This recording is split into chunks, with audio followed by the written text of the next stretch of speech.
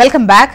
నిన్న తెలంగాణ పూర్తి స్థాయి బడ్జెట్ ప్రవేశపెట్టిన విషయం మనకు తెలిసిందే. 2,91,000 కోట్లతో ఈ బడ్జెట్ను ప్రవేశపెట్టారు. వ్యవసాయానికి పెద్దపీట వేస్తూ 1,10,000 కోట్లతో వ్యవసాయానికి కేటాయింపులు చేసినటువంటి పరిస్థితి మనం చూసాము. మొత్తానికి సేద్యానికి పండగ, సంక్షేమం నిండుగా అన్న దిశగా మా బడ్జెట్ ఉంది అని చెప్పేసి అటు ప్రభుత్వం చెబుతోంది. మరోవైపు ఇదంతా గ్యాస్ ట్రాష్, అంకెల గారడి అని చెప్పేసి అటు బీఆర్ఎస్, అదేవిధంగా ఇందులో అప్పులే తప్ప అభివృద్ధి ఎక్కడా అని చెప్పేసి అటు బీజేపీ విమర్శిస్తున్నటువంటి సిచ్యువేషన్ మనం చూస్తున్నాము. గెస్టులు రెడీగా ఉన్నారు, మాట్లాడదాం. ప్రస్తుతం స్టూడియోలో మనతో పాటు ఎన్వి సుభాష్ గారు, బీజేపీ అధికార ప్రతినిధి ఉన్నారు. నమస్తే అండి, welcome to the debate. Doctor Dudimetla Balaraju గారు, బీఆర్ఎస్ సీనియర్ నాయకులు. నమస్తే అండి, వెల్కమ్ టు ద డిబేట్. నమస్కారం.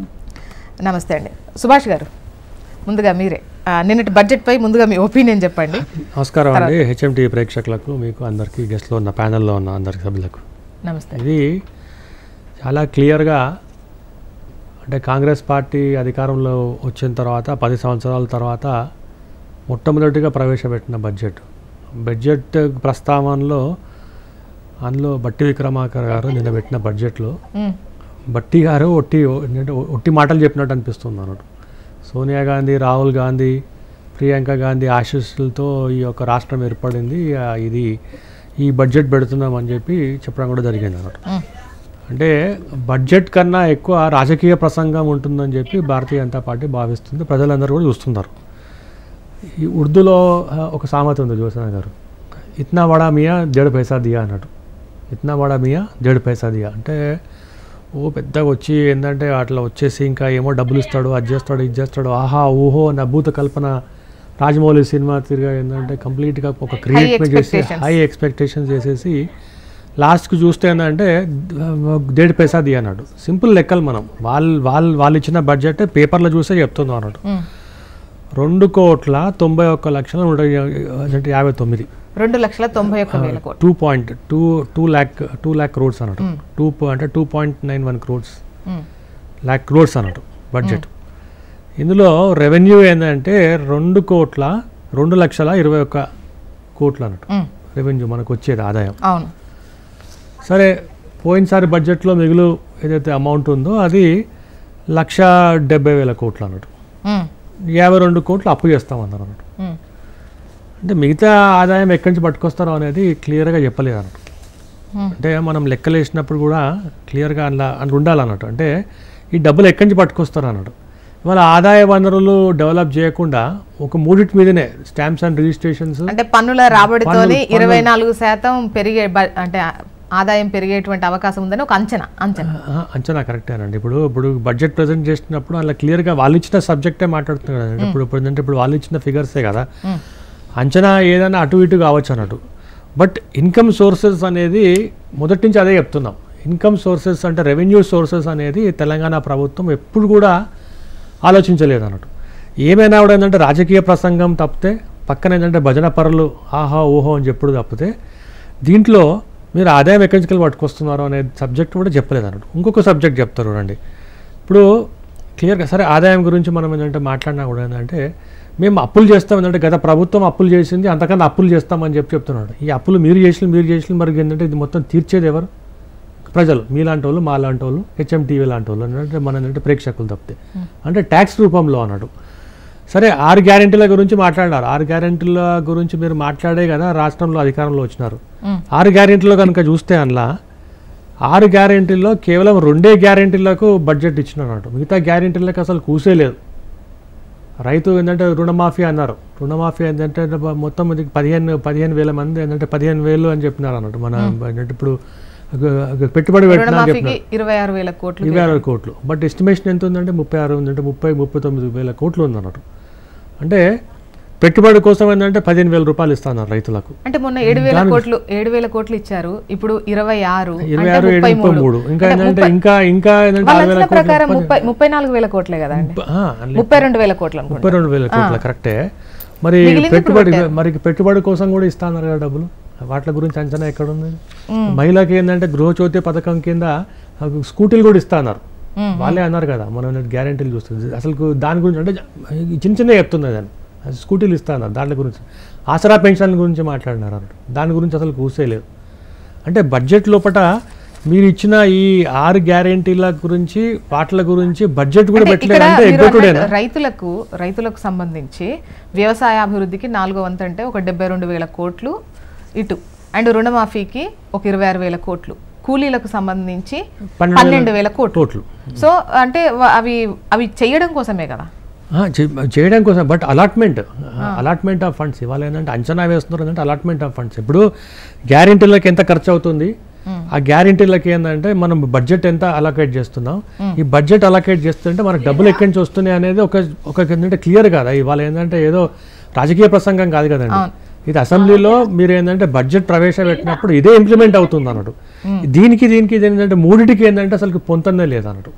అంటే ఎస్సీ ఎస్టీలకు కోటా నుంచి కూడా మీరు ఏంటంటే కట్ చేసిండ్రు, స్పెషల్ డెవలప్మెంట్ ఫండ్ అని చెప్పి. అంటే సుభాష్ గారు ఒక చిన్న డౌట్ అండి, ఇప్పుడు ఆదాయం ఎంత ఉంది, పర్టికులర్గా ఇది ఫిక్స్డ్ ఆదాయం అనేది ఎంత వస్తుంది, అండ్ వచ్చేటువంటి ఆదాయం అంచనాలు అంటే ఇది పెరిగేటువంటి అవకాశం ఉంది అన్నటువంటి విధంగా కూడా అంచనాతోని, లేదంటే అప్పు కూడా అంటే బడ్జెట్ ఉన్నప్పుడు అప్పు పెట్టి కూడా కొన్ని ప్రాజెక్టులు తీసుకొచ్చి ఆ తర్వాత మళ్ళీ దాని దగ్గర నుండి వస్తుంది, ఆ తర్వాత క్రమక్రమంగా కట్టుకోవచ్చు అన్నట్టు ఈ లెక్కలు కూడా బడ్జెట్లో పొందుపరుస్తారు కదా. పర్సనల్ చెప్తున్నా నేను ఏమంటున్నానంటే, మీరు ఒక గ్యాప్ ఎట్లుందంటే గ్యాప్ ఏంటంటే ఒక 5,000 కోట్లు 10,000 కోట్లు అంచనాలకు ఏంటంటే అటు ఇటు ఉన్నప్పుడు ఏమంటే కొంచెం పెరగచ్చు తగ్గచ్చు. ఆ 5,000 10,000 కోట్లు మీరు అప్పులు తీసుకొస్తారన్నట్టు, ఏకంగా ఏంటంటే 62,000 కోట్లు అప్పులు తీసుకొస్తారంటే అసలు ఎవరు ఇచ్చేది అసలు అప్పులు? అసలు అంటే గత ప్రభుత్వం బీఆర్ఎస్ ప్రభుత్వం ఎక్కడైతే అప్పులు పుడతాయో అప్పులు ఎక్కడి నుంచి పట్టుకొస్తారో అన్నీ మొత్తం తీసేసుకున్నారు అన్నట్టు, అప్పులుగా తీసుకున్నారు. మిగులు రాష్ట్రం అని చెప్పి మనం ఏంటంటే చాలా పెద్దగా ఏంటంటే డాంబికాలు కొట్టినారు అప్పుడు. ఆ తర్వాత ఏంటంటే వాళ్ళ అప్పుల రాజ్యమైంది అన్నట్టు. అంటే ఈ ప్రభుత్వం ఏంటంటే ఏం చెప్తున్నారంటే, మీరు ఇచ్చిన హామీల ప్రకారం కానివ్వండి, లేకుంటే మీరు ఇచ్చిన ఏదైతే గ్యారెంటీల ప్రకారం కానివ్వండి, దానికి దీనికి బడ్జెట్కి దానికి అంటే పొంతం లేదు, ఇది అభూత కల్పనే. బాలరాజు గారి వర్షన్ కూడా తీసుకుందాం. బాలరాజు గారు గుడ్ మార్నింగ్ జ్యోత్స్న గారు. గుడ్ మార్నింగ్ అండి, చెప్పండి. ముందుగా మీకు HMTV ప్రేక్షకులకి యాజమాన్యానికి ప్యానల్ లో పెద్దలు ఎన్వి సుభాష్ గారికి, భారతీయ జనతా పార్టీ అధికార ప్రతినిధి, అదేవిధంగా కాంగ్రెస్ పార్టీ ప్రతినిధి మా శోభకు నమస్కారం. నమస్తే. ప్రధానంగా జ్యోత్స్న గారు, ఇలా రేవంత్ రెడ్డి గారి సర్కారు బడ్జెట్ ని ప్రవేశపెట్టింది. బడ్జెట్ కంటే ముందు ఒక రోజు ముందు కేంద్ర బడ్జెట్ కూడా వచ్చిన సందర్భంలో రేవంత్ రెడ్డి గారు ఒక తీర్మానం ప్రవేశపెట్టినారు. ఆ తీర్మానానికి భారత రాష్ట్ర సమితిగా మేము కూడా మద్దతు తెలిపినాము. కేంద్ర బడ్జెట్, కేంద్రం కేటాయింపులు తెలంగాణలో జరిగిన అన్యాయాన్ని ప్రస్ఫుటంగా మేము చెప్పినాము. ఇవాళ HMTV ద్వారా మేము అడిగేది ఏంటంటే, రేవంత్ రెడ్డి గారి యొక్క కేంద్ర క్యాబినెట్ మొత్తం వెళ్ళి మీరు ఆ దేశంలో ఉన్నటువంటి ధర్నా చేపడితే దానికి మీ రక్షణ కవచంగా భారత రాష్ట్రం చెప్పేసి మా పార్టీ వరకు పెట్టినట్టు కేటీఆర్ గారు స్పష్టంగా చెప్పడం జరిగింది. అదేవిధంగా గాంధీ గ్రామ్ దగ్గర మీరు పార్లమెంట్ లో మాకు ఎట్లాగా పార్లమెంట్ సభ్యులు లేరు కాబట్టి మీకు 8 మంది ఇచ్చినారు కాబట్టి మీ రాహుల్ గాంధీ గారి నాయకత్వంలో 99 మంది కాంగ్రెస్ సభ్యులు తెలంగాణ జరిగిన అన్యాయం మీద ధర్నా చేయాలని చెప్పేసి కూడా మేము కూడా డిమాండ్ చేస్తా ఉన్నాం. దానికి మీరు రెజల్యూషన్ మీరు పాస్ చేసిన శాసనసభలో మేము కూడా మద్దతు తెలిపినాం. మొదటి పాయింట్.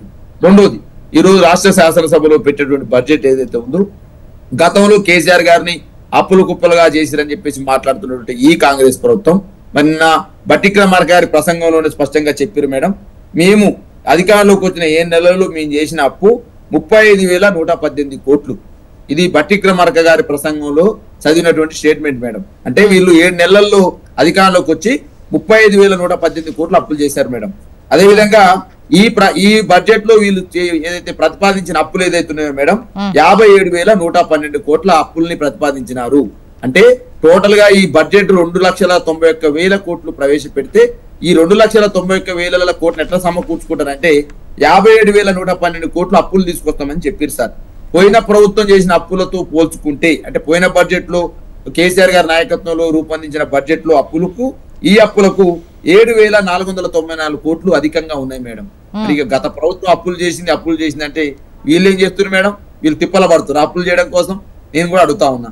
రెండో అంశం, 2,90,396 కోట్లు గత ప్రభుత్వం 2023-24 బడ్జెట్ ప్రవేశపెడితే వీళ్ళు 2,91,159 కోట్లు పెట్టారు మేడం.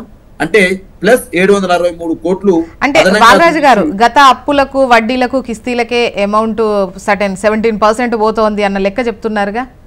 నేను ఏమంటే మేడం, ఇప్పుడు ఏ ప్రభుత్వం ఉన్నా, ఏ ప్రభుత్వం అధికారంలోకి వచ్చినా, ఏ ఆర్థిక మంత్రి ఉన్నా కూడా రాష్ట్రం సంబంధించినటువంటి ఆదాయం ఏంటి, రాష్ట్రంలో వచ్చేటువంటి పెట్టుబడులు ఏంటి, అదేవిధంగా మనకు ఎట్లా వ్యయం చేస్తాం అనే దాని మీద చర్చ చేస్తారు తప్ప ఎవరింటిని తీసుకొచ్చి పెట్టరు మేడం. ఇప్పుడు గత ప్రభుత్వం చేసిన అప్పుల్ని ఈ ప్రభుత్వం తీరుస్తుందంటే అదేమన్నా కేసీఆర్ గారి ఇంట్లోకి పోయినాయా మేడం? అవి సంక్షేమం కోసం పోయినాయి కదా, కేసీఆర్ గారి ఇంట్లోకి పోలేదు కదా. కాబట్టి ఏ ప్రభుత్వం అయినా వచ్చినటువంటి ప్రభుత్వం యొక్క సంక్షేమ పథకాల్ని ఖచ్చితంగా అమలు చేయాల్సింది. కానీ ఈ ప్రభుత్వం మాత్రం కోతలు పెట్టింది మేడం.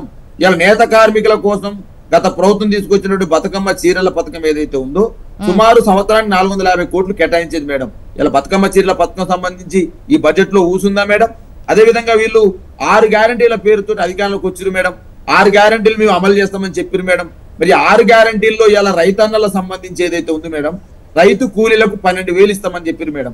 ఆ రైతు కూలీలకు సంబంధించి సుమారు 26 లక్షల మంది 27 లక్షల మంది ఏదైతే ఉపాధి హామీ కార్డు ప్రకారం ఉన్నారు మేడం. వాళ్ళకి కావాల్సిన వ్యయం ఎంత మేడం? 6,000 కోట్లు కావాలి. వాళ్ళు 12,000 రూపాయలు ఇస్తే ఏది 100 రోజులలో పూర్తి చేసిన అంశం పట్ల మరి 100 రోజులలో పూర్తి చేస్తున్నటువంటి రైతు కూలీలకు 12,000 ఏదైతే ఉందో ఆ రైతు కూలీలకు కావాల్సిన బడ్జెట్ 6,000 కోట్లు అయితే వీళ్ళు కేటాయింపుల బడ్జెట్ లో 1,200 కోట్లు మాత్రమే కేటాయించారు మేడం. అదే విధంగా గృహాలకు సంబంధించి వీళ్ళు 4,50,000 ఇళ్లు కడతారన్నారు మేడం. 4,50,000 ఇళ్లకు కావాల్సింది 25,000 కోట్లు అయితే వీళ్ళు 9,000 కోట్లు మాత్రం పెట్టారు మేడం. నేను ఉచిత 6 గ్యారంటీలు చెప్తున్నా మేడం, మిగతా అంశాల గురించి మాట్లాడుతున్నాను. 6 గ్యారంటీల అంశాల గురించి చెప్తా ఉన్నాను. అదే విధంగా రుణమాఫీ ఇంతకుముందు సుభాష్ గారు చెప్పినారు. రుణమాఫీ సంబంధించి వీళ్ళకు కావాల్సిన వ్యయం ఎంత కావాలనుకున్నారు? బడ్జెట్ 31,000 కోట్లు కావాలి మేడం రుణమాఫీ చేయాలంటే. ఇది ఆగస్టు చేస్తామన్నారు. 31,000 కోట్లలో వీళ్ళు బడ్జెట్ లో పెట్టింది ఎంత మేడం? 26,000. 26,000 అంటే 31 ఎంత తేడా ఉంది మేడం? మొన్న మొదటి విడతలో 7,000 కోట్లు అది కాకుండా అది కలిపే 31,000 కదా అండి. అది కలిపి 31,000 6,000 సపరేట్ ఏం పోదు మేడం. ఈ బడ్జెట్ దాన్ని అలొకేషన్ ఇందులో కలిపే ఉంటది. 100% 5,000 కోట్లు తక్కువ ఉన్నది దానికి. మరి 5,000 కోట్లకు మరి ఇలా పాస్ బుక్ని కొర్రీలు పెడతారా, రేషన్ కార్డులను కొర్రీలు పెడతారా, ఏం పెడతారు అనేది భవిష్యత్తు తేలుతుంది ఆగస్టు 15 లోపల. నేను ఏమంటున్నా మేడం, ఇలా అనేక అంశాలు మేడం. గత ప్రభుత్వం దళిత బంధు మేడం, 60 లక్షల మంది దళితులు ఉన్నారు ఈ రాష్ట్రంలో. సుమారు 17 లక్షల కుటుంబాలు ఉన్నవి. దానికి మంగళం పాడిరు మేడం. కేసీఆర్ కిట్ అద్భుతం మేడం. వీళ్ళు ఏమన్నారు? ఎంసీహెచ్ కిట్లని పెడతామన్నారు. కేసీఆర్ కాదు, గతంలో ఎంసీహెచ్ కిట్లుగా మార్చిగా కేసీఆర్ కిట్లని, దానికి బడ్జెట్ లేదు. బతుకమ్మ చీరలకు బడ్జెట్ లేదు. నిరుద్యోగులు మేడం 26 లక్షల మంది నిరుద్యోగులు ఓట్లు వేసుకొని అధికారంకి వచ్చారు మేడం. నిరుద్యోగ వృత్తి 4,000 ఇస్తామన్నారు మేడం.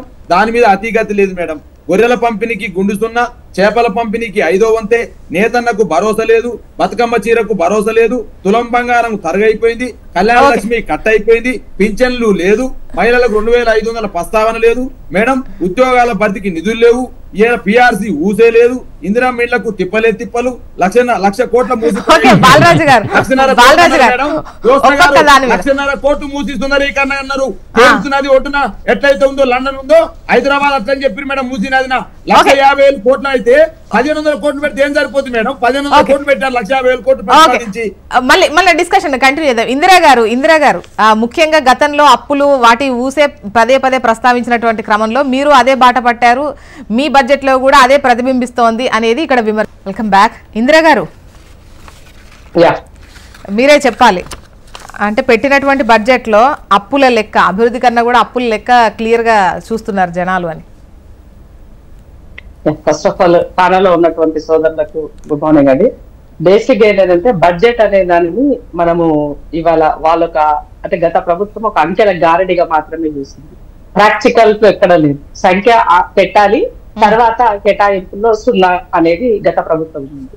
కాబట్టి ఇప్పుడు వచ్చినటువంటి ప్రజాపాలన ప్రభుత్వంలో ప్రజల ఆకాంక్ష మేరకు ఇచ్చినటువంటి హామీలు 6 గ్యారంటీస్ ఏవైతే చెప్తున్నారో వాటి నిధుల కేటాయింపుల విషయంలో ఇవాళ 100% దానిని అమలు తీరు చూస్తేనే మీకు అర్థమవుతుంది. మూడో విషయం ఏంటి అంటే రైతులకు వ్యవసాయం అనేది చాలా ఇంపార్టెంట్. సో వ్యవసాయానికి కానీ తర్వాత తీసుకున్నటువంటి ఏమంటారు నీటిపారుదలకి ఏవైతే పెండింగ్ ప్రాజెక్ట్స్ ఉన్నాయో వాటి కోసమైనా కానీ, తర్వాత మహిళలకి కానీ, తర్వాత ఎడ్యుకేషన్ సిస్టానికి కానీ దాన్ని పటిష్టం చేయడం కోసము ఇచ్చిన కేటాయింపులు బట్టి మనకు అర్థమవుతుంది. ఎన్నడూ లేని విధంగా అగ్రికల్చర్ కి 72,000 కోట్ల పైగా ఇవాళ బడ్జెట్ పెట్టినారు అని అంటే దాంట్లో మీరు చెప్పినటువంటి ఇందాక మీరు మాట్లాడినటువంటి అన్ని అంశాలను కూడా క్రోడీకరించి అందులో ఇచ్చారు. మీకు ఎగ్జాంపుల్ నేను ఇస్తాను. అగ్రికల్చర్ లో గత ప్రభుత్వము గత లాస్ట్ డిబేట్ లో కూడా మనం మాట్లాడాం. అగ్రికల్చర్ లో లాస్ట్ ప్రభుత్వంలో ఉన్నటువంటి వాళ్ళ యొక్క బడ్జెట్ లో ఫర్ ఎగ్జాంపుల్ మీరు రుణమాఫీ తీసుకోండి. వాళ్ళు మొత్తంగా తీసుకున్నట్లయితే ఓవరాల్ గా 23-24లో 6,385 కోట్లు పెట్టినారు. కానీ అందులో ఖర్చు చేసింది జస్ట్ కేవలము లాస్ట్ బడ్జెట్ లో వాళ్ళు ఖర్చు ఇందిరా గారు రుణమాఫీకి 28,000 కోట్లు వాళ్ళు అంటే ఓవరాల్ గా ఇచ్చింది అని ఈవెన్ కాంగ్రెస్ నుంచే ఈవెన్ సీఎం గారు మాట్లాడుతూ చెప్పిన మాట కదా ఇది. అది నేను చెప్తాను. అది ఎప్పుడు అంటే 2014 నుంచి 2023 వరకు, అంటే వాళ్ళు మొత్తం ఓవరాల్ టోటల్ 10 years పీరియడ్ లోనా ఓవరాల్ పీరియడ్ లో అది కంప్లీట్ గా అన్న చెప్పినటువంటి విషయాలు. సో దాంట్లో వాళ్ళు ఖర్చు చేసింది కూడా చాలా తక్కువగా, అంటే నామినల్ గానే. ఇప్పుడు మీరు నాకు మొన్ననే ఆర్టీఐ వచ్చింది దానికి సంబంధించినటువంటి కాపీ. ఇప్పుడు మా గవర్నమెంట్ వచ్చినాక కూడా గతంలో వచ్చింది, మొన్న కూడా వచ్చింది. అది జస్ట్ 14-16 లో వాళ్ళంతా 16,144 కోట్లు, తర్వాత 18 అంటే లాస్ట్ 13,329 కోట్లు. తర్వాత వీటి ఓవరాల్ గా కనుక తీసుకున్నట్లు ఫార్మర్స్ సంఖ్య కూడా అక్కడ తక్కువ కానీ, అంటే ఓవరాల్ గా వాళ్ళు కేటాయింపులలో మాత్రమే చూపించారు తప్ప దానిని ఖర్చు చేసినటువంటి దాంట్లో వాళ్ళ సంఖ్య ఎక్కడా లేదు అని చెప్పడానికి నాకు ఎలాంటి సందేహం లేదని సందర్భంగా గుర్తు చేస్తున్నా. ముఖ్యంగా ఎస్సీ ఎస్టీ మైనారిటీలకు సంబంధించినటువంటి దాంట్లో గత ప్రభుత్వము వాళ్ళు ఇచ్చినటువంటి దాంట్లో కేటాయింపులకే పరిమితమైన తప్ప దాంట్లో దానిని ఎక్కడ కూడా దాన్ని యాడ్ చేసి మనకి ఇవ్వాలి. సో ఇవాళ ఫర్ ఎగ్జాంపుల్ బీసీ కార్పొరేషన్ ఉంది, బీసీకి సంబంధించినటువంటి దాంట్లో మా బీసీ కేటాయింపులకి అంటే మాకి పవర్ ఎంపవర్మెంట్ ఎలాగో చేయలేకపోయినారు, అట్లీస్ట్ ఇచ్చేటువంటి ఈ ఎడ్యుకేషన్ పర్పస్ లో కానీ తర్వాత ఉపాధి సంబంధించినటువంటి సబ్సిడీ పద్ధతి కనీసం మా కేటాయింపులో కూడా. ఇప్పుడు మీరు ఇది చూసుకున్నట్లయితే జస్ట్ అంటే ఈ ఆర్టీఐ కాపీ నా దగ్గర ఉన్నటువంటిది, దీంట్లో ఓవరాల్ గా 14-15 నుంచి 23-24 వరకు ఇచ్చినటువంటి బడ్జెట్ లో వాళ్ళ అన్నింటిలో కూడా మొత్తానికి కలుపుకొని 2,139 కోట్లు మాత్రమే బీసీలకు కేటాయించినారు. అంటే వాళ్ళు ఇచ్చిన నిధుల కేటాయింపులో దీంట్లో ఖర్చు చేసింది జస్ట్ సింపుల్ ఎంత అంటే 661 మాత్రమే ఖర్చు చేసింది. 661 crores మాత్రమే వాళ్ళు బీసీల కోసం ఖర్చు చేసినట్టు ఇచ్చారు. దీంట్లో ముఖ్యంగా అతి ముఖ్యంగా మా ఎడ్యుకేషన్ కి సంబంధించి బీసీలకు సంబంధించినటువంటి ఎడ్యుకేషన్ లో అది మన ఏమంటారు మహాత్మా జ్యోతిరావు పూలేకి సంబంధించిన ఎడ్యుకేషన్ లో విదేశీ చదువుల కోసం 8,61,461 దరఖాస్తు చేసుకుంటే జస్ట్ వాళ్ళు ఇచ్చింది ఇక్కడ 661 కోట్లు ఖర్చు చేసి 82,901. 8,61,000 ఎక్కడ, 82,902 ఎక్కడ, 1,00,000 కూడా వాళ్ళు చేర్చారు ఈ సంఖ్యని. అంటే మీరు చెప్పడం మాత్రం చాలా గొప్పగా పేదవాడిని చదివిస్తున్నాం విదేశాలకు పంపిస్తున్నామని మీరు మాట్లాడినారు, బట్ ఇక్కడ అది ఎక్కడా కూడా దీంట్లో మనకి కనిపిస్తుంది. ఇది నేను అథెంటిక్ గా చెప్తున్నటువంటి డేటా, నేను ఓవరాల్ ఏదో గాలి లెక్కలు దూరి లెక్కలు నేను చెప్పట్లేదు. ఇప్పుడు 6 గ్యారెంటీలకు సంబంధించి ఈ బడ్జెట్ పైన పెద్ద ఎత్తున ఎక్స్పెక్టేషన్స్ పెట్టుకున్నారు. ఎందుకంటే మీరు ఇచ్చినటువంటి ఏదైతే హామీ ఉందో 100 రోజుల్లో 6 గ్యారెంటీలు అని, అఫ్ కోర్స్ ఎన్నికలు వచ్చాయి, ఆ తర్వాత చాలా పరిస్థితుల్లో కుదరలేదు. ఇటువంటి సిచ్యువేషన్ లో ఈ బడ్జెట్ లో క్లియర్ గా అన్ని 6 గ్యారెంటీలకు సంబంధించి ఇంత ఎక్స్పెక్ట్ చేశారు బడ్జెట్ ని, బట్ దానికి సంబంధించి కేటాయింపు ఏదైతే ఉందో తక్కువ ఉన్నట్టుగా కనిపిస్తోంది. ఎక్కడ తక్కువ కనబడుతుంది మీకు చెప్పండి, దేని తక్కువ కనబడుతుంది? ఎడ్యుకేషన్ కి వెళ్ళడం విధంగా 21,000 కోట్ల రూపాయలు ఎడ్యుకేషన్ కి అందులో యాడ్ చేసి ఇచ్చినారు కదా. ఎడ్యుకేషన్ కి రైతు కూలీలకి 10,000 చెప్పారు, రైతు భరోసాకి 15,000 కోట్లు చెప్పించినారు. ఇవాళ ఇచ్చినటువంటి రుణమాఫీ దాంట్లో దాని అమౌంట్ యాడ్ చేసి ఇచ్చినారు. ఇవాళ వీటితో సబ్సిడీకి సంబంధించిన చెప్పండి. ఇప్పుడు మహిళలకు 2,500 కావచ్చు, పెన్షన్స్ కావచ్చు, వీటన్నింటికి సంబంధించి ప్రస్తావన లేదు కదా. మహిళలకు 2,500కు సంబంధించి ఇప్పుడు మీరు గుర్తు పెట్టుకోండి, మా సంక్షేమ పథకాలన్నీ కూడా మహిళా బేస్ లోనే ఉన్నాయి. అవి గృహజ్యోతి తీసుకో, ఇల్లు తీసుకో, తర్వాత మన పవర్ కి సంబంధించి తీసుకో, ఏ పని తీసుకున్నా కూడా మా స్కీమ్ లో ఫస్ట్ ప్రయారిటీ మహిళలే మహారాణి. మహిళలకి ఇవాళ దాదాపుగా ఎన్ని అంటారు, వాళ్ళకి 10 లక్షల రూపాయలతోటి వాళ్ళకి ఇన్సూరెన్స్, మహిళలకి ఇన్సూరెన్స్ కార్యక్రమాన్ని ఎన్నడూ గత ప్రభుత్వం దీన్ని ఆలోచన కూడా చెయ్యలేదు. 10 లక్షలతో ఇవాళ మేము ఇన్సూరెన్స్ ని దానికి సంబంధించింది కూడా దాంట్లో బడ్జెట్ లో పొందుపరిచారు. ఇంకా మహిళలకు ఇవ్వండి ఎక్కడండి? పెన్షన్లు దాదాపు పెన్షన్లకే ఇవాళ ఈ ప్రభుత్వంలో 40,000 కోట్ల పైగా పెన్షన్లకే ఇవాళ ఇచ్చే పరిస్థితి ఉంది. అంటే మీరు ఆలోచన చేయండి. గత ప్రభుత్వంలో బీఆర్ఎస్ లో మీరు కనుక చూసినట్లయితే ఇది అంటే రెండోసారి ప్రభుత్వం ఏర్పడగానే మా దగ్గర పైసలు లేవు, మేము బడ్జెట్ ని కుదించి పెడుతున్నామని వాళ్ళు ఇచ్చినటువంటిది. ఇది నేను చెప్పట్లే, పేపర్ స్టేట్మెంట్ వాళ్ళు మాట్లాడిన దాన్ని తెల్లారి పేపర్ వాళ్ళు ప్రచురించినటువంటి అంశాలు మేము ముందు పెడుతున్నాను. డబ్బులు లేవు, సర్దుకోండి, మేము కోతలు తప్పవు, ఆర్థిక మందం తప్పదు అని చెప్పేసి ఇచ్చినటువంటి స్టేట్మెంట్. మరి వాళ్ళలాగా మేము చేతులు ఎత్తేయలేదే, మరి వాళ్ళలాగా మేము ఇచ్చినటువంటి మాటలు మేము నెరవేర్చమని మేము చెప్పట్లేదే. మీకు ఇంకో చిన్న ఎగ్జాంపుల్ ఇస్తా.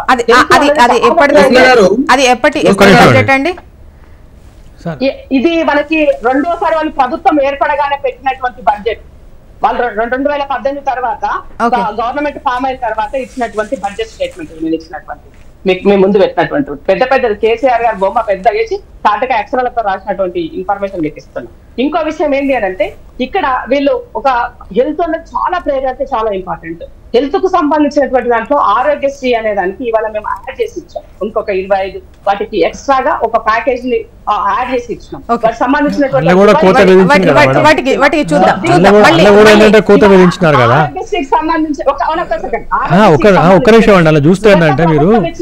లెక్కలు 14-15 నుంచి 23-24 వరకు 23 వాళ్ళు కేటాయించిన బడ్జెట్ లో ఓవరాల్ గా అన్నింట్లో కూడా 30% కన్నా కూడా వాళ్ళు ఎక్కువగా రిలీజ్ చేయలేదు. ఇది ఆరోగ్యశ్రీకి సంబంధించినటువంటి 14 నుంచి 23 వరకు ఉన్నటువంటి ఇన్ఫర్మేషన్ మీ ముందు ఉంచుతున్నాను.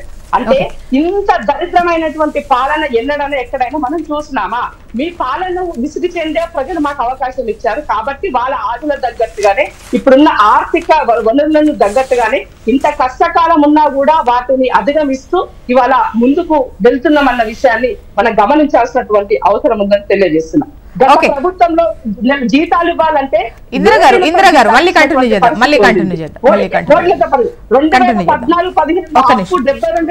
సుభాష్ గారు ఒకటండి. సరే మళ్ళీ వాయిస్ తీసుకుంటాను.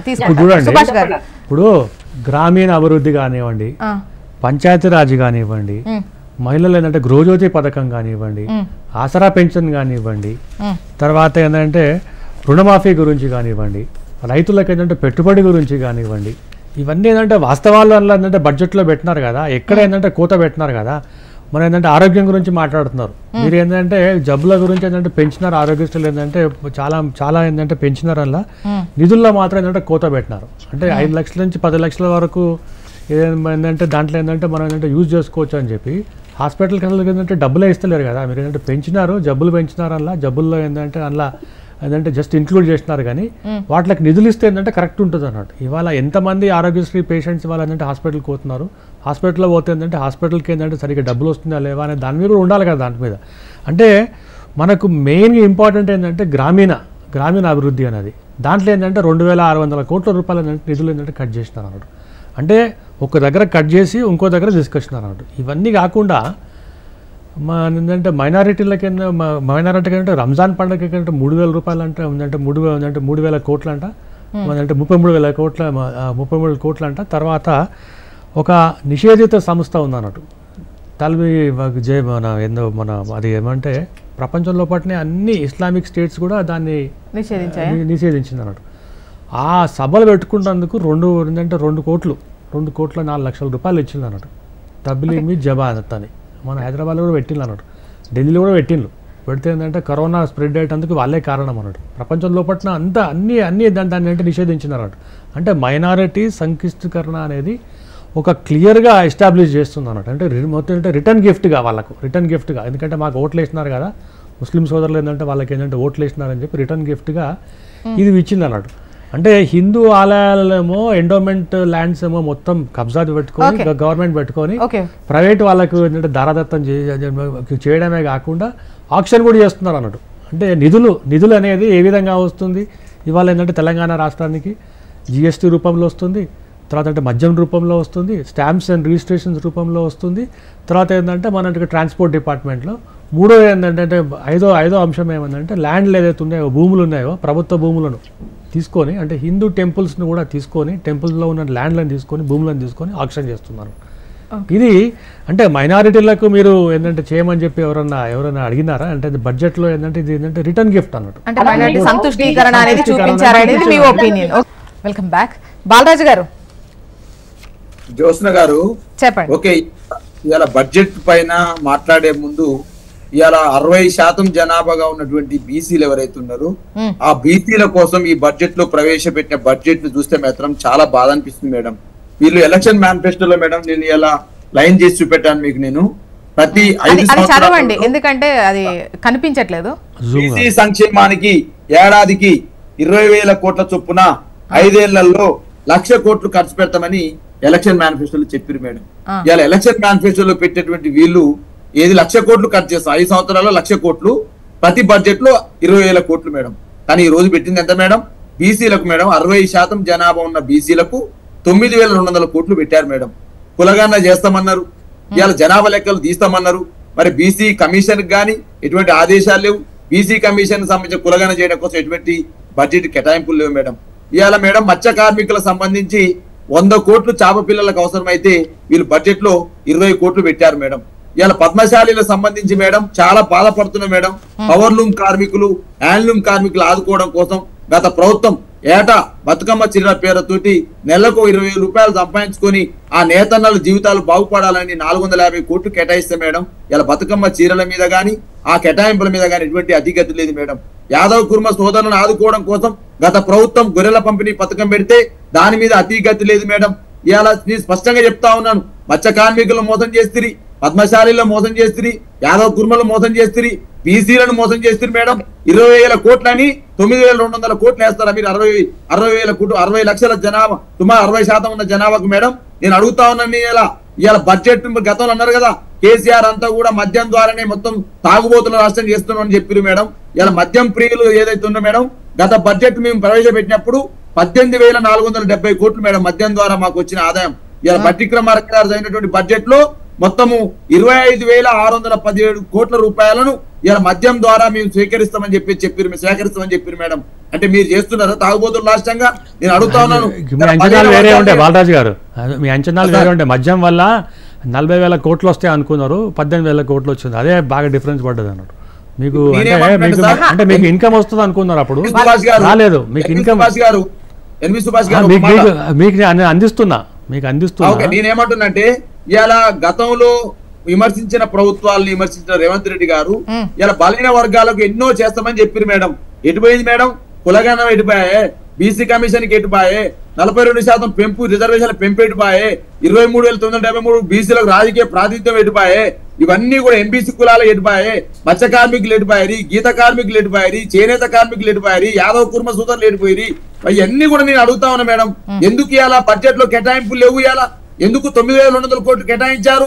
ఇలా ఎస్సీ సంక్షేమానికి ఎంత కేటాయించారు, ఎస్టీ సంక్షేమానికి ఎంత కేటాయించారు, ఏ జనాభా ఎంత ఉంది, ఆ జనాభా ప్రాతిపదికన మా కేటాయింపులు ఉన్నాయని చెప్పేసి ఎలక్షన్ మేనిఫెస్టోలో పెట్టిన మీరు ఇలా బలహీన వర్గాలను ఎందుకు విస్మరించారనే అంశాన్ని స్పష్టంగా హెచ్ఎంటీ ద్వారా అడుగుతా ఉన్నాను. ఇవాళ నేను అంటా ఉన్నారు దళిత బంధు మేడం, నేను అడుగుతా ఉన్నాను. సుమారు 17 లక్షల దళిత కుటుంబాలను ఈ రాష్ట్రంలో మీరు అంబేద్కర్ అభయాస్తం పేరుతోటి మేము ఆ రోజు 10 లక్షలు ఇస్తే మీరు 12 లక్షలు ఇస్తామని చెప్పారు. 12 లక్షలు ఇస్తామని చెప్పి కనీసం ఇవాళ వాటికి కేటాయింపులు మేడం. అంబేద్కర్ అభయాస్తాన్ని ఇవాళ మూట గట్టి బయటపడేసిర్రు. ఇలా దళితుల జీవితాల్లో వెలుగు నింపాలంటే ఒక గొప్ప పథకాన్ని మూలకేసినందుకు దళిత సమాజం, కాంగ్రెస్ పార్టీ ఏం చేస్తుందో ఒక ఆలోచన చేయమని చెప్పి రిక్వెస్ట్ చేస్తా ఉన్నాం. యాదవ్ కుప్పలు ఆలోచన చేయాలి, పద్మశాలీలు ఆలోచన చేయాలి, ఇలా మత్స్య కార్మికులు ఆలోచన చేయాలి, గీతన్నలు ఆలోచన చేయాలి, 300 కాపులు ఆలోచన చేయాలి. ఇవాళ మీరు బడ్జెట్ ప్రవేశపెట్టినారు, వాటికి మంత్రులు లేరు. ఇలా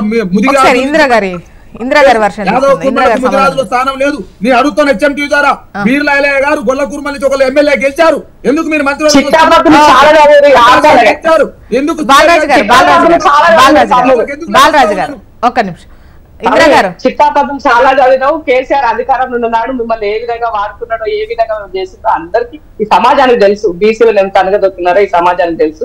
పర్టికులర్ గా మనం దప్పగొట్టుకోవాల్సినటువంటి అవసరం లేదు.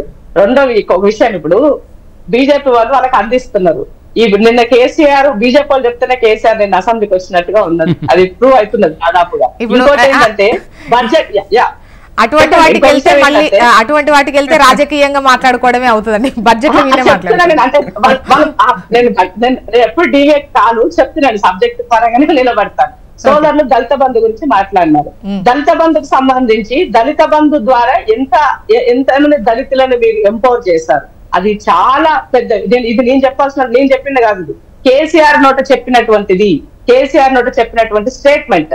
దళిత బంధు అనేదాన్ని ఎంతమంది ఇవాళ అవినీతికి పాల్పడ్డారు, దీనిని ఎంత అది చేశారని కేసీఆర్ స్టేట్మెంట్ తెలుగులో ఉంది, ఇంగ్లీష్ లో ఉంది, చూడండి మీరు కావాలని.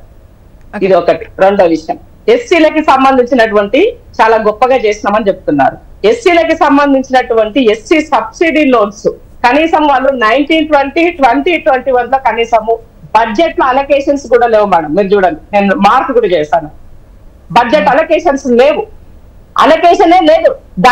దానికన్నా ముందున్న దాంట్లో బడ్జెట్ లో అలొకేట్ చేసినా కూడా నిధుల కేటాయింపు అన్నది జస్ట్ 10 to 15% మాత్రమే వాళ్ళు ఇక్కడ అమలు చేసినటువంటి పరిస్థితి. ఇక వీళ్ళు వచ్చి కూర్చొని నీతి వాక్యాలు మాట్లాడితే ఎట్లా? బీజేపీ వాళ్ళు మాట్లాడుతున్నారు. కానీ ఉంది నేను చెప్తున్నా, మీరు మాట్లాడితే నేను ఇంటరప్ట్ కాదు. బీజేపీ వాళ్ళు మాట్లాడిన దాంట్లో బీజేపీ వాళ్ళు ఇవాళ వాళ్ళ బడ్జెట్ లో తెలంగాణ రాష్ట్రం గురించి గాని, తెలంగాణ నిధుల గురించి గాని, బైఫర్గేషన్ యాక్ట్ లో గురించి దాంట్లో ఉన్నటువంటి రావాల్సినవి కానీ, జిఎస్టీ పైన మనం కట్టిన తిరిగి రావాల్సిన డబ్బుల విషయం కానీ ఇవాళ ఒక్క మాట మీరు మాట్లాడినారా? ఇక్కడ మీకు 8 మందిని ఇస్తే కనీసం దాని గురించి ప్రస్తావన లేకపోగా మీరు భుజాలు ఏమంటారు, ఇలా మా సీఎం రాజీనామా చేయాలంట. ఎందుకు రాజీనామా చేయాలా? కేంద్ర మంత్రి కిషన్ రెడ్డిని గెలిపించినందుకు నీకు ముఖ్యమంత్రి, నీకు మంత్రి కేంద్ర మంత్రి పదవి వచ్చింది. వచ్చిన పదవికి కనీసం మీ రాష్ట్రానికి నిధులు తెప్పించుకునే సోయి మీకు లేదా? అది చేయలేనటువంటి అసమర్థులుగా మీరు ఈ రాష్ట్రంలో తిరుగుతూ ఈ రాష్ట్రం యొక్క ఎన్ని ఓట్లు కావాలి, ఇలా మీరు కేంద్రంలో పవర్ లో ఉండాలంటే ఎంపీ స్థానాలు కావాలి, కానీ ఈ రాష్ట్రానికి నిధులు తెచ్చుకునే దాంట్లో మీరు అసమర్థులని ప్రూవ్ అయింది కాబట్టి రాజీనామా చేయమని అడిగినారు ముఖ్యమంత్రి గారు. కాబట్టి ఏదేమైనప్పటికీ కూడా ఇవాళ మన పట్ల వాళ్ళకి ఎలాంటి లేదు. బడ్జెట్ గురించి మాట్లాడే నైతిక హక్కు భారతీయ జనతా పార్టీకి లేదండి ఈ రాష్ట్రంలో. ఎందుకు లేదండి? చూసినారా మీరు?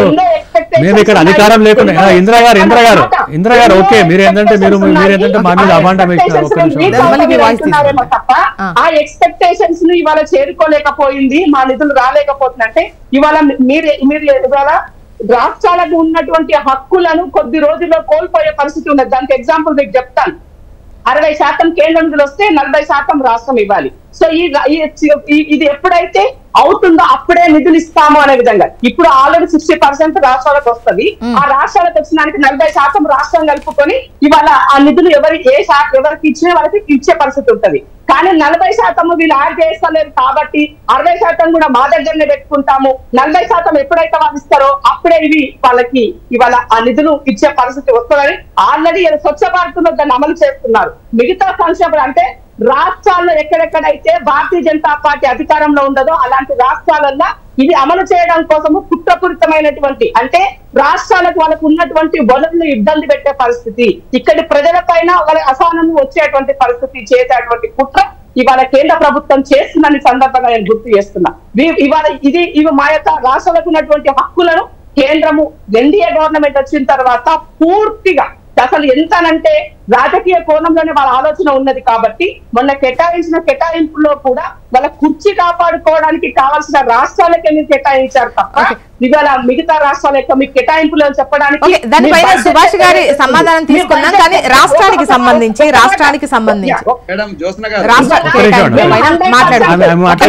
బాలరాజు గారు అండ్ సుభాష్ గారు రైతు డిక్లరేషన్ కట్టుబడి ఉన్నాం, ఎస్సీ డిక్లరేషన్ కి కట్టుబడి ఉన్నాం, 100% చేసి తీరు మీకు వచ్చిన తీసుకుంటా మీ వాయిస్ 31,000 కోట్ల రూపాయలు సంక్షేమం కోసం ఖర్చు పెట్టామని చెప్పేసి నిన్న మా భట్టి గారు సాక్షి అసెంబ్లీ సాక్షిగా ఆయన నివేదిక ఇచ్చున్నారు. ఎస్, ఈ రాష్ట్రం అనేది మీ పుణ్యాల పూర్తి అప్పుల పాలయ్యింది. గత ప్రభుత్వంలో ఉన్నటువంటి దాంట్లో ఏ ఒక్కదాన్ని కూడా చేయడం కోసం ఇవాళ చేయి పెట్టినా ఏడేళ్ళు పెట్టినా కూడా అంత దొల్లానే కనబడుతుంది. దాన్ని ఇవాళ సరి చేస్తున్నాం. ఉద్యోగస్తులకు 1వ తారీఖు జీతాలు ఇస్తూ, పెన్షన్లకు 1వ తారీఖు పెన్షన్ ఇస్తూ ఇవాళ ఉన్నటువంటి వ్యవస్థనంతా కూడా ఇందిరా గారు గత ప్రభుత్వం అప్పులు చేసింది. ఈ ఏడు కూడా ఎఫ్ఆర్బిఎం పరిధి నుంచి ఒక 62,000 కోట్ల అప్పులు తీసుకోవాలని చెప్పేసి సర్కార్ నిర్ణయించిందంట.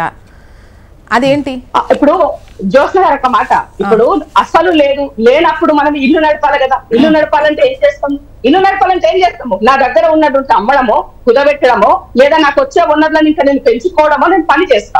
ఇంకా నేను 1 గంట ఎక్కువ పని చేస్తా, నాకు ఇంకెక్కువ వస్తానో పని చేస్తా. ఇల్లు అయినా ప్రభుత్వం అయినా ఒకటేనండి. ఇవాళ వాళ్ళు అప్పు చేస్తున్నారు కాబట్టి ఈ రాష్ట్రం మొత్తము ఆగమైపోయింది. ఇవాళ మినిమం ఖర్చుల కోసం వెళ్లే పరిస్థితి కూడా లేదు. కాబట్టి వనరులు ఏ విధంగా ఇండస్ట్రీస్ తెచ్చుకోవాలా, రవాణా నుంచి ఎక్కువగా ఆదాయం వస్తుందా, ఇవాళ రెవెన్యూ నుంచి ఎక్కువ ఆదాయం వస్తుందా? వచ్చే ఆదాయం వల్ల కేంద్రం నుంచి రావాల్సిన నిధులు మేము దాదాపుగా 18 సార్లు కేంద్ర మంత్రులు కలిసి ఇవాళ మీరు ఒక్క రూపాయి మాకేంటి చెప్పండి. ఇప్పుడు కేంద్ర దానికి సంబంధించి ఒకసారి సుభాష్ గారు చెప్పాలి. సుభాష్ గారు ఎందుకంత వివక్ష అని అడుగుతున్నారు. ఈ కేటాయింపుల్లో తెలంగాణ పట్ల ఎందుకంత వివక్ష చూపినట్టు? ఇప్పుడు విభజనకు సంబంధించి ఒక రాష్ట్రానికి న్యాయం చేశారు అని అంటే ఇంకో రాష్ట్రానికి సంబంధించినవి కూడా ఇవ్వాలి కదా. కేవలం మీ కుర్చీ కాపాడుకునే దిశగానే అటువంటి కేటాయింపులు జరిపారా? ఇప్పుడు ఎన్నికలు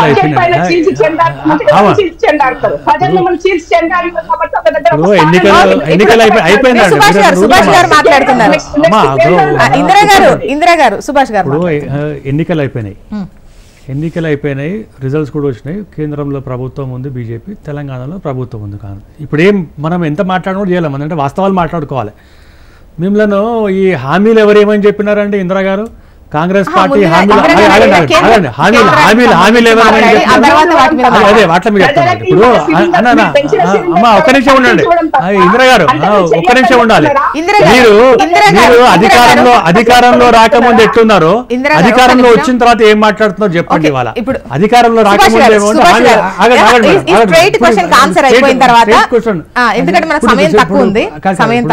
ఇప్పుడు ఆమె ఏంటంటే కిషన్ రెడ్డి గారు ఏంటంటే రాజీనామా చేయాలి, వాళ్ళు రాజీనామా చేయాలంటున్నారు కదా. మీరు అమలు కానీ హామీలు ఏంటంటే మీరు ప్రజలకు ఇచ్చినారు అన్నట్టు. ప్రజలు ఏంటంటే అమాయకులు ఏంటంటే ఓటేసినారు. గత ప్రభుత్వం ఏంటంటే ఏమి చేసింది, ఈ ప్రభుత్వం ఏదో చేస్తుందని చెప్పి ఇస్తున్నారు. అంటే మీరు హామీలు ఇచ్చినప్పుడు ఏంటంటే మీకు ఆదాయం ఎట్లుంది, మీకు వ్యయం ఎట్లుంది అనేది ఇది చాలా క్లియర్ కదా. బడ్జెట్ తెలంగాణ రాష్ట్రంలో బడ్జెట్ అమ్మ ఒక్క నిమిషం ఉండాలి. కేంద్రం నుంచి వచ్చిన నిధులను తెలంగాణ ప్రభుత్వం, ఇంతకుముందున్న తెలంగాణ ప్రభుత్వం దారిని మరలించిండ్రు. ఒక ఏంటంటే స్కీమ్కి ఒకటికి ఇస్తే ఏంటంటే ఇంకొక స్కీమ్కి ఏంటంటే డైవర్ట్ చేసిండ్రు. కేంద్ర ప్రభుత్వం చాలా క్లియర్గా అడిగింది, మేము ఇచ్చిన దానికి ఫండ్స్కి ఏంటంటే లెక్కలు చూపెట్టండి, తర్వాత తీసుకుపోండి అని చెప్పి. ఇంతకు ఏంటంటే ఇందిరా గారు ఒక మాట అన్నారు, 60% ఏంటంటే కేటాయింపుల పైన స్ట్రైట్ క్వశ్చన్ చేశారు. రాష్ట్రాలకు మీరు ఏవైతే కేటాయించినటువంటి పైన స్ట్రైట్ క్వశ్చన్. ఎందుకు అంటే కుర్చీ కాపాడుకునే విధంగానే మీ మిత్ర రాష్ట్రాలు ఏవైతే ఉన్నాయో, మిత్రపక్ష రాష్ట్రాలు ఏవైతే ఉన్నాయో వాళ్లకు మంచి కేటాయింపులు ఇచ్చారు. ఏపీ, బీహార్ తప్ప ఏం కనిపించట్లేదు ఆ బడ్జెట్ లో అనేది. ఇప్పుడు మేము ఉత్తరప్రదేశ్ లో కూడా అధికారంలో ఉన్నాం, వాటికి కూడా ఇవ్వలేదు. వాళ్ళకి చేయాల్సింది మీరు చేశారని వాళ్ళ వాయిస్. ఇన్నేళ్లుగా ఎంత చేయాలో అంత చేశారు, గుజరాత్ కూడా ఇవ్వలేదు. మేము తెలంగాణ రాష్ట్రంలో అధికారంలో ఇప్పుడు తెలంగాణ రాష్ట్రంలో అధికారం లేనప్పుడు కూడా 10,50,000 కోట్ల రూపాయలు తెలంగాణ రాష్ట్రానికి ఇచ్చినాం. ఒక ఎగ్జాంపుల్ చెప్తానండి, క్లియర్గా ఎగ్జాంపుల్ అండి. ఇందిరా గారు మీరు కూడా అకాడమిక్ ఇంట్రెస్ట్ కూడా చెప్తున్నాడు. రైల్వేలో ఇవాళ నిన్ననే ఏంటంటే రైల్వే మంత్రి గారు చాలా క్లియర్గా ఒక ప్రెస్ మీట్ పెట్టి చెప్తున్నారు, 7,800 కోట్ల రూపాయలు తెలంగాణ రాష్ట్రానికి ఇచ్చినారు. 5,000 అది ఏంటంటే ఎలక్ట్రిఫికేషన్ 100% అంటే 100% ఎలక్ట్రిఫికేషన్ అయిందండి. 100% ఎలక్ట్రిఫికేషన్ అయిందంట. యూనిగేజ్ కన్వర్షన్ కంప్లీట్ అయిపోయింది అన్నాడు. గత ప్రభుత్వం ఏంటంటే యూపీఏ ప్రభుత్వం ఉన్నప్పుడు సంవత్సరానికి ఏంటంటే 15 కిలోమీటర్లు ఇస్తే మన ఏంటంటే జస్ట్ ఎన్డీఏ ప్రభుత్వం వచ్చిందంటే 78 కిలోమీటర్లు ఏంటంటే మేము ఏంటంటే రైల్వే ట్రాక్ వేసినాం అన్నట్టు. మోడర్నైజేషన్ చేసినాం, రైల్వే ట్రాక్స్ మోడర్నైజేషన్ చేసినాం, ఎలక్ట్రిఫికేషన్ చేసినాం, యూనిగేజ్ చేసినాం, తర్వాత రైల్వే స్టేషన్స్ కూడా ఆధునీకరణ చేసినాం. అంటే తెలంగాణ రాష్ట్రంలో ఏంటంటే రైల్వే స్టేషన్ లేదా, రైల్లో ప్రయాణించారా, మీరు ఏంటంటే ప్రయాణించారా? మరి ఎందుకు మీరు ఏంటంటే ఆ సబ్జెక్ట్ మాట్లాడలేరు? మీకు ఇచ్చిన ఫండ్స్ని ఏంటంటే పక్కన పెట్టేసి ఆ ఫండ్స్ గురించి ఏంటంటే లెక్కలు అడుగుతాయి. ఏంటంటే కేంద్ర ప్రభుత్వం డబ్బులు ఇస్తలేదు అన్నాడు. 60% ఏంటంటే కేంద్ర ప్రభుత్వం ఇస్తుందంటే 40% మీరు పెట్టిన తర్వాత ఏంటంటే డబ్బులు ఇస్తారు ఎవరైనా కూడా. అంటే విపక్ష ఎట్లా చూపెడుతున్నారు చెప్పండి? ఎన్నికలు అయిపోయినాయి కదా, ఎన్నికలు అయిపోయిన తర్వాత కూడా ఏంటంటే ఇదే మాట ఎప్పుడు తప్పితే ఏంటంటే ఏం లేదు. అమలు కాని హామీలు ఏవైతే ఇచ్చినారో ఆ అమలు కాని హామీల్లో ఏంటంటే మీకు కంప్లీట్ ఏంటంటే ఫైనాన్షియల్ డిసిప్లిన్ లేదు. గత ప్రభుత్వానికి లేదు, ఈ ప్రభుత్వానికి అసలుకే లేదు అన్నట్టు. ఫైనాన్షియల్ డిసిప్లిన్ లేదు. ఫైనాన్షియల్ డిసిప్లిన్ ఏంటంటే 60,000 కోట్లు చెప్పండి ఆదాయం ఎక్కడికి పట్టుకొస్తారంటే ప్రభుత్వం ఏంటంటే ఫైనాన్షియల్ డిసిప్లిన్ లేకపోతే అప్పు మళ్ళీ పుడుతుందా? లేదంటే ఒకవేళ కట్టకపోతే అప్పుకు సంబంధించిన కిస్తీలు, వడ్డీలు అవి కట్టకపోతే మళ్ళీ అప్పిచ్చే పరిస్థితి కానీ, లేకపోతే వీళ్ళని లిస్ట్ అవుట్ చేస్తారు కదా, ఆ లెక్కలో చూసినా కూడా తెలంగాణ 23, 24 ప్లేస్లో ఉందట. అవునండి. ఇప్పుడు గత ప్రభుత్వం అప్పులు చేసింది. ఎక్కడెక్కడ అప్పులు వస్తాయో దేశంలో ప్రపంచంలో కూడా ఎక్కడ అప్పులు వస్తాయో అన్ని అప్పులు చేసింది అన్నట్టు. ఆ అప్పులకి ఏంటంటే వడ్డీ కట్టడానికి ఏంటంటే మళ్ళీ అప్పులు చేస్తున్నారు. నేనేంటంటే సింపుల్ ఏమంటున్నారు,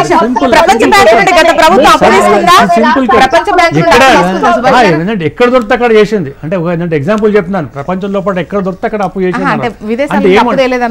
అంటే ఏమంటున్నానంటే తెలంగాణ రాష్ట్ర ప్రభుత్వం బడ్జెట్ కనుక ఇస్తే ఏంటంటే మీరు ఆదాయం ఎక్కడికి పట్టుకొస్తున్నారని చెప్తే కదా. ఒకసారి బాలరాజు గారి వర్షం తీసుకుందాం, వాళ్ళపైన వచ్చిన విమర్శ కాబట్టి. బాలరాజు గారు, ఇప్పుడు నేను ఏమంటున్నట్టే భారతదేశం కూడా మోడీ రాకముందు 2014లో 72 లక్షల కోట్లు ఉండే, ఇప్పుడు 152 లక్షల కోట్లకు పోయింది. మరి దాన్ని లెక్కలున్నాయి మొత్తం లెక్కలే చెప్తాను.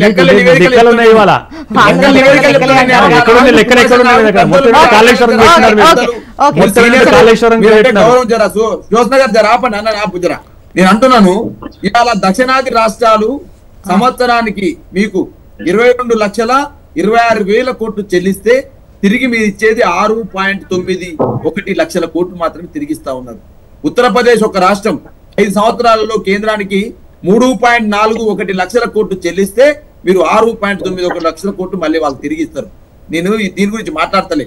కేంద్రం నుంచి మేము అడిగినాం, RRR మీద నిధులు హైదరాబాద్ నుంచి వచ్చిన వనరులు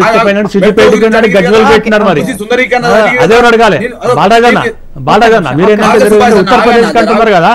హైదరాబాద్ లో ఇన్కమ్ వచ్చింది, తీసుకుపోయినట్టు గజ్వేల్ ఏమంటున్నంటే బీహార్ 1 రూపాయి చెల్లిస్తే 7.26 పైసలు ఎందుకు చెల్లిస్తున్నారు?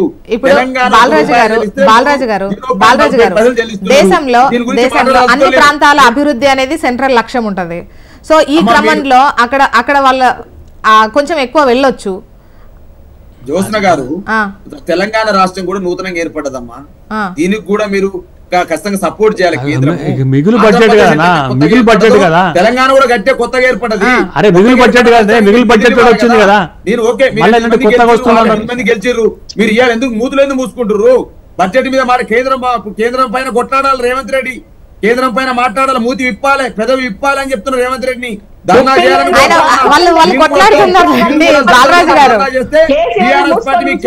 మీ రాష్ట్ర కేబినెట్ కి రక్షణ కవచం ఉంటుందని చెప్తున్నాను మేడం. రాష్ట్ర శాసనసభలో పెట్టిన బడ్జెట్ పేద వర్గాలకు అన్యాయం చేసింది మేడం. నేను అంటా ఉన్నాను, ఇందిరమ్మ పేరుతో ఇందిరమ్మ ఇళ్ళు అన్నారు మేడం, 4.5 లక్షలు పెడుతున్నారు మేడం రాష్ట్ర వ్యాప్తంగా. దీనికి ఎంత కావాలి మేడం? 22,500 కావాలి జ్యోత్స్న గారు. 22,500 కోట్లు కావాల్సి ఉంటే 9,144 కోట్లు పెట్టారు. ఎవరికి అన్యాయం చేస్తారు? కనీసం ఇల్లు, కనీసం బునాదాన్ని లేస్తుందా మీరు ఇచ్చే పైసలతోటి? రైతు కూలీలు మేడం, రైతు కూలీలు 26 లక్షల మంది ఉన్నారు. 6,000 కోట్లు కావాలి, 12,000 ఇస్తామన్నారు. చూద్దామండి, కేటాయింపులు ఈ విధంగా ఉన్నాయి. మీ వాస్తవానికి దగ్గరగా పెట్టాము, ఎంత ఖర్చు అయితే ఉంటుందో అంతే విధంగా కేటాయింపులు చేశాము. ఎక్కువగా నంబర్ చూపించి ఆ తర్వాత ఖర్చు పెట్టకుండా ఉంది కాదు అనేది వాళ్ళు అంటున్నటువంటి మాట. అండ్ చూద్దాం మున్ముందు ఏ విధంగా ఖర్చు పెడతారు ఏంటి అనేది. ఆ తర్వాత ఖచ్చితంగా మనం నెక్స్ట్ బడ్జెట్ టైంకి మాట్లాడుకునేటువంటి అవకాశము ఉంటుంది. And thank you so much అండి డిస్కషన్ లో పార్టిసిపేట్ చేసినందుకు. బాలరాజు గారు థ్యాంక్ యూ అండి. ఇందిరా గారు అండ్ సుభాష్ గారు థ్యాంక్ యూ అండి. ఇది వాళ్ళ న్యూస్ అనాలిసిస్. చూస్తూనే ఉండండి HM TV, వార్త ఆగదు, నిజం తాగదు.